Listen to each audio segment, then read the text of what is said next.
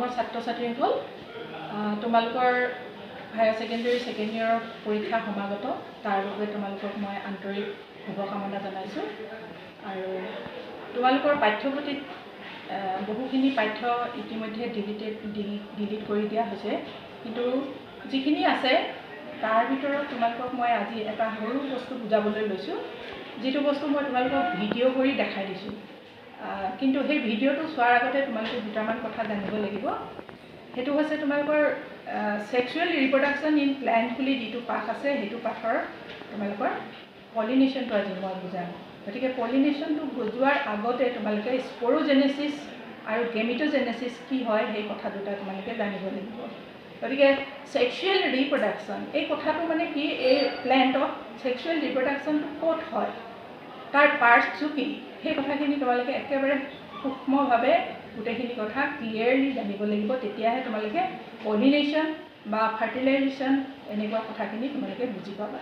গতিকে এই sexual reproduction and প্লান্টছত তোমালোকৰ প্ৰথম যেটো সেক্সুৱেল পাৰ্টছ আছে মানে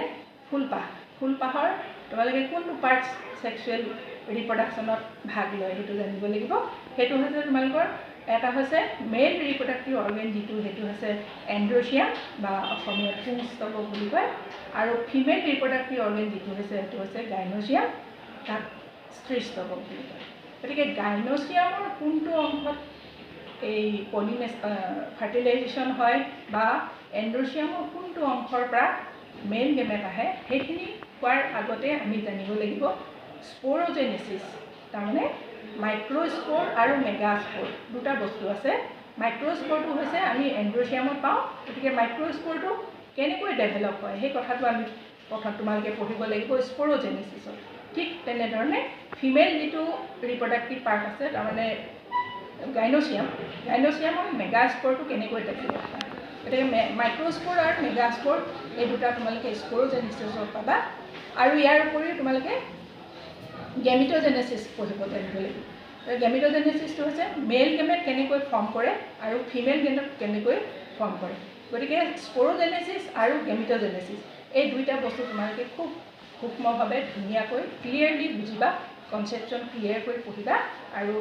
আজি মই তোমালোকক যেটো দুটা সৰু সৰু ভিডিঅ' দেখাব বিচাৰিছো সেই ভিডিঅ'টো দুটা আছে তোমালোকৰ পলিনেশনৰ ওপৰত তা পলিনেশনটো হৈছে কি অসমীয়াত কোৱা হয় পৰাগযোগ হ'বলৈ আমাক কি লাগিব পলেন গ্ৰেইন তাৰমানে মাইক্ৰোস্পোৰ মই অলপ আগতে মই কৈছিলো স্পোৰোজেনেসিস য'ত মাইক্ৰোস্পোৰ ডেভেলপমেন্ট হয় এই মাইক্ৰোস্পোৰটো হৈছে কি পলেন গ্ৰেইনটো আমি জানো পলিনেশনৰ কি হয় এন্ড্ৰচিয়ামৰ পলেন গ্ৰেইন গৈ গাইনোচিয়ামৰ ষ্টিগমাত পৰাটোকে কি বুলি কোৱা হয় পলিনেশন গতিকে এই পলিনেশনটো হ'বলৈ আমি এই পলেন গ্ৰেইনটো কেনেকৈ যায় আৰু গাইনোচিয়ামৰ ষ্টিগমাত পৰি কেনেকৈ ফাৰ্টিলাইজেশ্যন হয় পলিনেশন হোৱাৰ পাছত ফাৰ্টিলাইজেশ্যন হ'ব গতিকে এই পলিনেশন হোৱা দুটা মূল হেৰি আছে তোমাৰ প্ৰচেছ আছে এটা হৈছে সেলফ পলিনেশন আৰু ক্ৰছ পলিনেশন গতিকে এই দুটা বস্তু মই তোমালোকক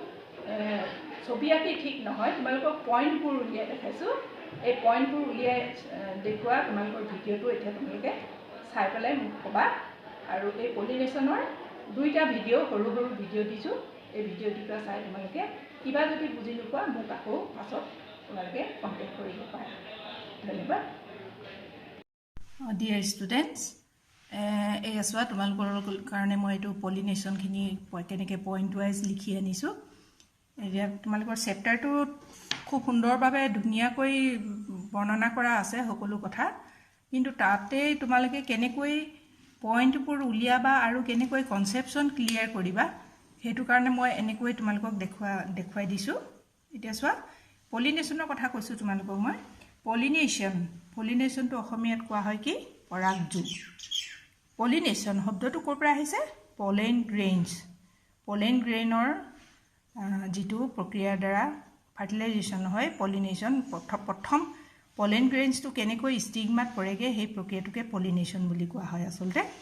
তাৰ পাছত পৰাগযোগ অসমীয়া শব্দটোতে তোমালোকৰ ওলাই আছে কি পৰাগ মানে পৰাগধানী কথা কৈছে পৰাগধানী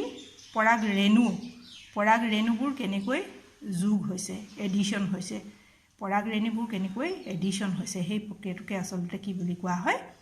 কাৰ লগত এডিশ্যন হৈছে ষ্টিগমাৰ লগত হা গৰ্ভ মুণ্ডত কেনেকৈ পৰিছেহি সেই প্ৰক্ৰিয়াটোকে আচলতে কি বুলি কোৱা হয় পলিনেশ্যন বা পৰাগযোগ এতিয়া চোৱা কেনেকৈ মই এই এৰো মাৰ্কছবোৰ দি পেলাই তোমালোকক মই কেনেকৈ পইণ্টখিনি উলিয়াই দিছোঁ এইখিনি এইটো এনেকৈ তোমালোকে এটা ডাঙৰ লেসন তোমালোকে এনেকৈ পইণ্ট উলিয়াই পেলাই পঢ়িলে তোমালোকৰ কনসেপচনো ক্লিয়াৰ হ'ব আৰু কথাবোৰ মনত ৰাখিব পাৰিবা সেইকাৰণে চোৱা এতিয়া মই প্ৰথমতে দিছোঁ হোৱাট ইজ পলিনেশ্যন পলিনেশ্যনৰ যিটো ডেফিনেশ্যন আছে তোমালোকৰ দীঘলকৈ আছে সেইটো মুখস্থ কৰি লিখিব পাৰিবা কিন্তু তুমি কনসেপচনটো ক্লিয়াৰ কৰিব লাগিব এনেকৈ উলিয়াই transfer of pollen grains from anther to stigma transfer of pollen grains from anther পৰাগধানী পৰা কেনেকৈ ষ্টিগমালৈ আহে সেই প্ৰক্ৰিয়াটোকে কোৱা হয় কি ট্ৰান্সফাৰ হোৱা প্ৰক্ৰিয়াটোকে কোৱা হয় কি পলিনেশ্যন তাৰপিছতে পলিনেশ্যন তোমালোকৰ কিতাপত চাবা দুটা প্ৰক্ৰিয়াৰ আছে এটা হৈছে সেলফ পলিনেশ্যন আনটো হৈছে ক্ৰছ পলিনেশ্যন এতিয়া চোৱা এইটো টাইপ অফ পলিনেশ্যন মই দিছোঁ বাট ফাৰ্ষ্টটো হৈছে সেলফ পলিনেশ্যন হোৱাট ইজ সেলফ পলিনেশ্যন হৈছে where pollen grains and stigma are from same flower যেতিয়া একেজোপা ফুলৰ pollen grains আৰু stigma হ'ব হেতু হৈছে self pollination কিন্তু তাৰ মাজতে আকৌ এটা কথা আহিল আকৌ দিছে ইয়াত চোৱা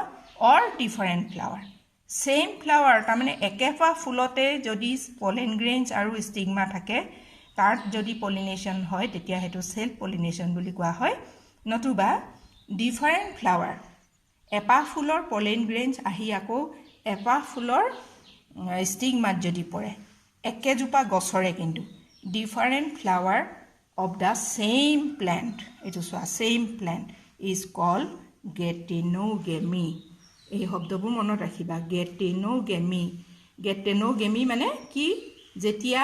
এজোপা গছৰে এপা ফুলৰ pollen grain আহি ইপা আন এপা ফুলত ষ্টিগমাত পৰে হেতুকে কি বুলি কোৱা হৈছে geitonogamy তাৰছত এই শব্দবোৰ মই কেনেকৈ আন্ডাৰলাইন কৰি দিছোঁ দেখিছা এইটো এনেকুৱা শব্দবোৰ তোমালোকে মনত ৰাখিবৰ কাৰণে মই আন্ডাৰলাইন কৰি দিছোঁ কিয়নো এই geitonogamy কেতিয়াবা তোমালোকৰ কোৱেশ্চন আহি যাব হোৱাট ইজ geitonogamy তেতিয়া তোমালোকে এই শব্দটো হেকানে মনত ৰাখিবা আৰু এই শব্দটো তেতিয়া তোমালোকে লিখিব লাগিব কি একেজোপা গছৰে দুপা ফুলৰ মাজত যদি সেলফ পলিনেশ্যন হয় তেতিয়া হেতু কি কয় geitonogamy the next point to চোৱা self pollination always takes place in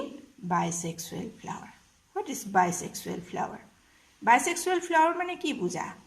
তাৰ মানে ইয়াত যে bisexual flower বুলি আছে তেতিয়া হলে আৰু কিছুমান ফুল আছে নেকি যিবোৰত ইউনিসেক্সুৱেল থাকে হয় আছে ইউনিসেক্সুৱেল ফ্লাৱাৰ that means এজোপা bisexual flower এপা ফুলৰ চাৰিটা চক্ৰ থাকে তোমালোকে জানা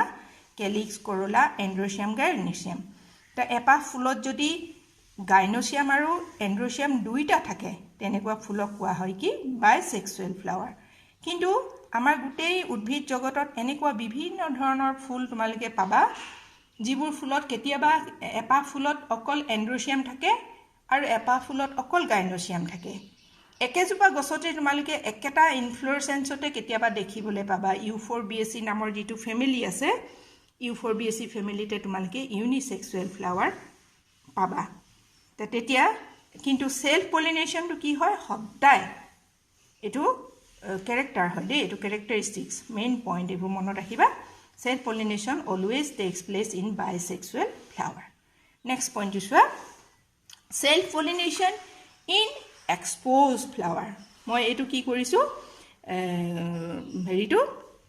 কি কয় পইণ্টটো মই আন্ডাৰলাইন কৰি দিছো আন্ডাৰলাইন কৰি দিয়াটো তোমালোকৰ মনত থাকিব লাগিব হেকানে মই আন্ডাৰলাইন কৰি দিছো exposed flower exposed mean যেতিয়া ফুলপা ফুলি যায় মানে কেলিক্স কৰোলা সব যেনেকে মেল খাই থাকিলে হেতু হৈছে এক্সপোজ ফ্লাৱাৰ তেতিয়া সেলফ পলিনেশ্যন যদি এক্সপোজ ফ্লাৱাৰত হয় তেনেকুৱা টাৰ্মটো কোৱা হয় কি কাসমোগেমাছ মনত ৰাখিবা নেক্সট টু চোৱা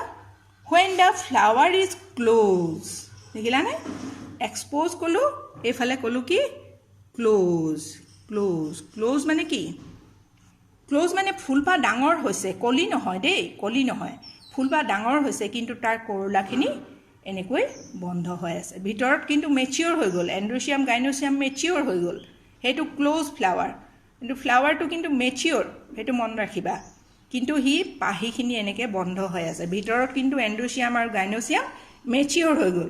close and self pollination takes place within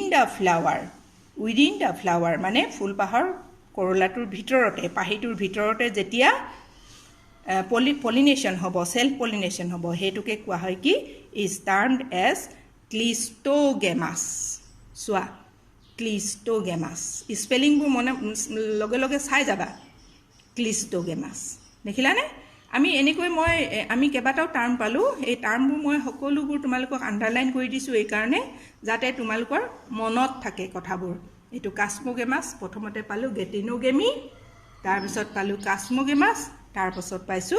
ক্লিস্টোগেমাস তে সেলফ পলিনেশনত আমি এনেকুৱা কেবাটাও নতুন শব্দ পাইছো যি শব্দগিটা তোমালোকৰ কেতিয়াবা শৰ্ট আনসাৰ কোৱেশ্চনো আহি যাব পাৰে গতিকে এই টাৰ্মবোৰ মনত ৰাখিবা স্পেলিংবোৰ মনত ৰাখিবা আৰু বাকি যিখিনি পইণ্ট তোমালোকৰ মনত ৰাখিবলগীয়া এই গুটেখিনি মই তোমালোকক কি কৰিছো আন্ডাৰলাইন কৰি দিছো গতিকে এনেকৈ পঢ়িবা এনেকৈ তোমালোকৰ পাঠবোৰ সকলোবোৰ সহজে কিন্তু তোমালোকে মনত ৰাখিবলৈ এনেকৈ পইণ্ট উলিয়াই বস্তুবোৰ পঢ়িবা ইয়াৰ নেক্সটত তোমালোকক মই ক্ৰছ পলিনেশনটো দিছো চাই লোৱা আৰু কিবা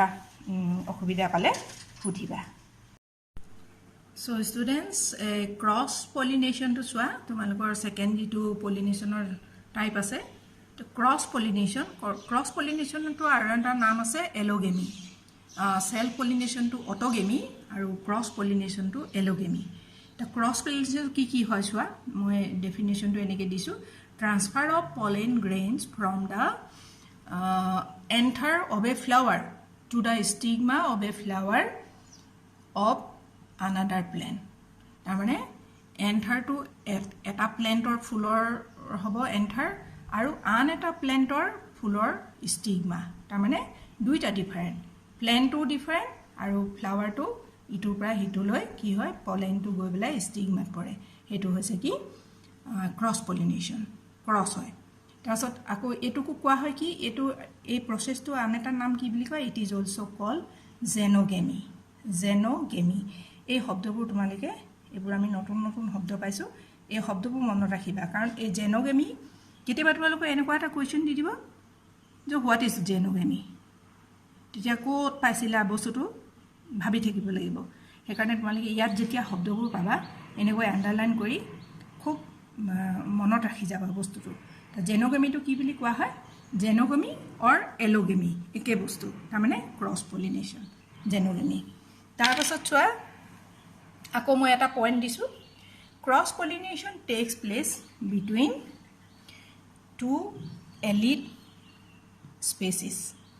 elite species or genera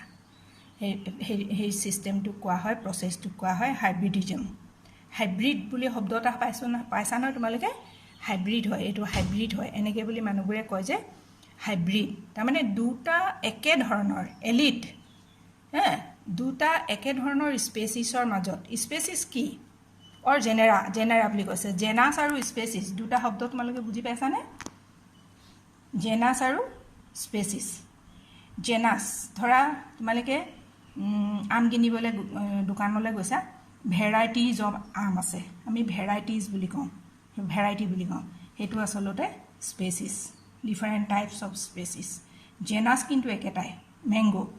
species বেলেগ বেলেগ কোনোবাটো ফজলি কোনোবাটো লেংৰা এনেকুৱা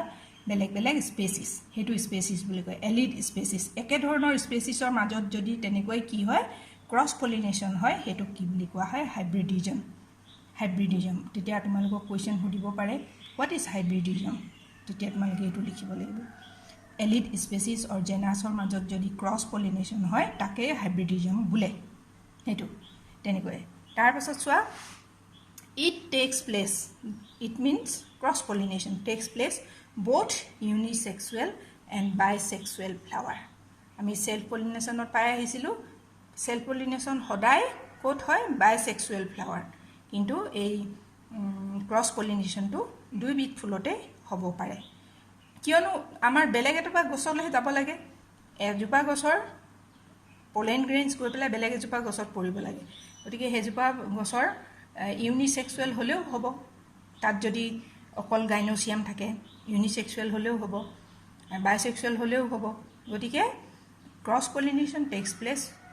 both unisexual and bisexual flowers. তাৰপিছত গোটেই পলিনেশ্যনৰ হেৰিটো তোমালোকৰ কিতাপত এনেকৈ তিনিটা ভাগত ভাগ কৰি দিছে চোৱা, অটোগেমি, গেটিনোগেমি এণ্ড এলোগেমি অব্লিক জেনোগেমি। এলোগেমি মানে ক্ৰছ পলিনেশ্যন। গেটিনোগেমিটো হৈছে সেলফ পলিনেশ্যনতে আমি পাইছিলোঁ এইটো শব্দ গেটিনোগেমি, কিন্তু কি বুলি পাইছিলোঁ তোমালোকৰ ইয়াত মই সৰুকৈ লিখি দিছোঁ চোৱা, autogamy pollen grains and stigma of the same flower. যেতিয়া পলেন গ্ৰেইনছ আৰু ষ্টিগমা তাৰমানে গাইনোচিয়াম ছেইম ফ্লাৱাৰতে হয় সেইটো অটোগেমি। কিন্তু এইটো এটা কথা চোৱা, flower different but in the same plane. চোৱা এইটো একেটা ফুলতে আৰু ইয়াত ফ্লাৱাৰটো বেলেগ কিন্তু same plane. This is also' same plane and this is also' same plane. এইটো ছেইম ফ্লাৱাৰ, এইটো ছেইম প্লেণ্ট, একেজোপা গছৰে দুপাহ ফুলৰ মাজত যদি সেলফ পলিনেশ্যন হয় সেইটো হৈছে গেটিনোগেমি। এণ্ড দিছ ইজ এইটো সম্পূৰ্ণ বেলেগ এলোগেমি অৰ xenogamy, flowers of different plant. ফুলপাহেই বেলেগ বেলেগ গছৰ হ'ব লাগিব, এইটো হৈছে ক্ৰছ পলিনেশ্যন। এইটো ক্ৰছ পলিনেশ্যন, এইটো সেলফ পলিনেশ্যন একেপাহ ফুলতে, এইটো সেলফ পলিনেশ্যন একেজোপা গছৰে বেলেগ বেলেগ ফুলত। গতিকে তোমালোকৰ কিতাপত এনেকৈ পলিনেশ্যনটো তিনি ভাগ কৰি দিছে, কিন্তু টাইপবোৰ আকৌ দিছে সেলফ পলিনেশ্যন আৰু ক্ৰছ পলিনেশ্যন বুলি। গতিকে তোমালোকে চাবা এই কথাবোৰ মই সৰু সৰুকৈ পইণ্টত এনেকৈ উলিয়াই দিছোঁ, তোমালোকে পঢ়োঁতে এনেকৈ পইণ্ট কৰি পেলাই উলিয়াই পেলাই পঢ়িবা, তেতিয়া কথাবোৰ মনত থাকিব। আৰু কিবা বুজি নাপালে মোক সুধিবা, আৰু ইয়াৰ পাছত তোমালোকে যদি বিচাৰা তেতিয়াহ'লে ফাৰ্টিলাইজেশ্যনৰ কথাটো মই কৈ দিব পাৰিম। যদি বুজি নোপোৱা ডাবল ফাৰ্টিলাইজেশ্যন কি, ট্ৰিপল ফিউজন কি, তেনেকৈ ধুনীয়াকৈ মই তোমালোকক এনেকৈ পইণ্ট উলিয়াই সৰু সৰুকৈ দি দিব পাৰিম। ঠিক আছে ছাত্ৰ ছাত্ৰীসকল, তোমালোকে ভালদৰে পঢ়িবা, পৰীক্ষালৈ বেছি দিন নাই, ভালদৰে পঢ়ি গোটেই বস্তুবোৰ পইণ্ট ৱাইজ বস্তুবোৰ পঢ়ি পঢ়ি তেনেকৈ আনচাৰবোৰ কৰিবা। হ'ব, ঠিক আছে, হ'ব দিয়া, ধন্যবাদ। ছাত্ৰ ছাত্ৰীসকল, তোমালোকে নিশ্চয় ভিডিঅ'কেইটা চাই বুজি পালা কথাখিনি। মই ভাবোঁ তোমালোকে এনেকৈ যিধৰণে মই ইয়াত পইণ্টবোৰ উলিয়াই দেখাইছোঁ, অকল এইটো বুলিয়েই নহয়, যি পঢ়া যি ছাবজেক্টেই পঢ়া সেই ছাবজেক্টটোৰ মূল যিখিনি পইণ্ট তেনেকৈ মই উলিওৱা ধৰণে উলিয়াই ল'বা, তেতিয়া তোমালোকৰ পৰীক্ষাত সকলো কথা মনত পৰিব। গতিকে এই ভিডিঅ' দুটা তোমালোকক মই তোমালোকৰ আগন্তুক পৰীক্ষাত তোমালোকৰ পৰীক্ষা সুকলমে তোমালোকে পাৰ কৰিবা বুলি মই আশা ৰাখিলোঁ। আৰু যদি তোমালোকে ভিডিঅ'টোত কিবা বুজি পোৱা নাই তেতিয়াহ'লে তোমালোকে মোক সুধিব পাৰা, তোমালোকৰ কাৰণে মই সদায় প্ৰস্তুত আছোঁ। তোমালোকে কিবা যদি বিচাৰা মই সকলো সময়তে তোমালোকক দিবলৈ প্ৰস্তুত আছোঁ। আৰু যদি তোমালোকক কিবা দৰকাৰ হয় তেতিয়াহ'লে মোক জনাবা। ধন্যবাদ।